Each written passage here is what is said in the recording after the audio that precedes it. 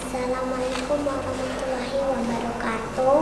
Nama saya Aisyah Ayudia Inara Priyono, dipanggil Aisyah. Saya dari TPQ Masjid Ar-Rasyid. Saya akan menceritakan kisah Nabi Sulaiman. Suatu hari datang dua orang wanita yang mukanya terdapat bekas cakaran. Mereka telah berkelahi memperebutkan seorang bayi. Kedua wanita ini saling mengaku bahwa bayi itu adalah miliknya. Nabi Sulaiman alaihissalam kemudian mengadili keduanya. Karena kalian berdua tetap sama-sama mengakui bayi ini milik kalian, bagaimana kalau bayi ini aku belah menjadi dua? Masing-masing dari kalian yang mendapat sebelah, kata Nabi Sulaiman. Salah satu dari wanita itu berlutut di telapak kaki Nabi Sulaiman sambil berkata, "Ampun tuanku, bayi ini jangan dibelah." Adapun wanita yang satu lagi berkata dengan penuh semangat, Teruskan, itulah hukum yang adil." Lihat keadaan seperti itu, Nabi Sulaiman pun mengerti. Bayi itu kemudian diserahkan kepada wanita yang menangis yang bersimpuh di kakinya. Karena Nabi Sulaiman tahu bahwa wanita itu adalah ibu kandung yang sebenarnya. Seorang ibu tidak akan tega melihat bayinya dibelah menjadi dua. Sedangkan wanita yang satu tadi dihukum dan dipenjara karena hatinya jahat ingin merebut bayi orang lain. Dikisahkan lagi, suatu hari Nabi Sulaiman mencari burung hudhud yang tidak datang di istana. Nabi Sulaiman berkata, "Kemana burung hudhud? Mengapa ia tidak kelihatan?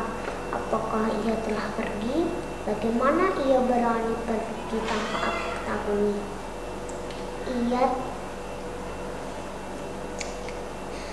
Tidak lama kemudian burung itu datang seraya berkata, "Aku telah ketahui apa yang tidak hamba ketahui.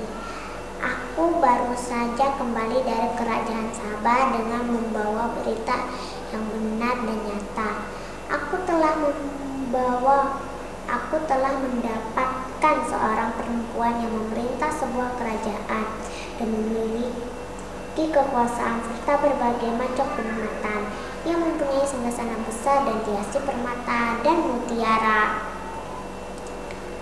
Akan tetapi mereka tidak mengakui bahwa kenikmatan itu berasal dari Allah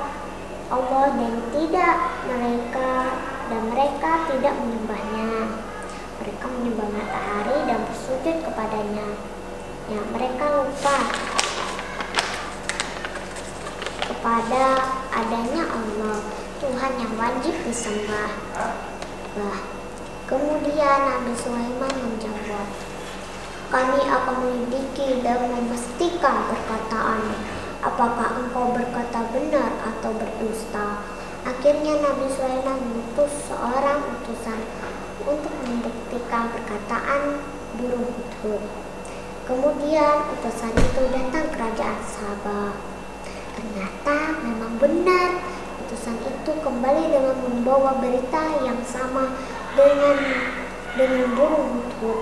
Nabi Sulaiman kemudian mengundang Ratu Bilqis untuk datang istananya. Untuk menyambut kedatangan Ratu Bilqis, Nabi Sulaiman menghiasi istananya dan hiasan yang indah dan tidak ada bandingannya.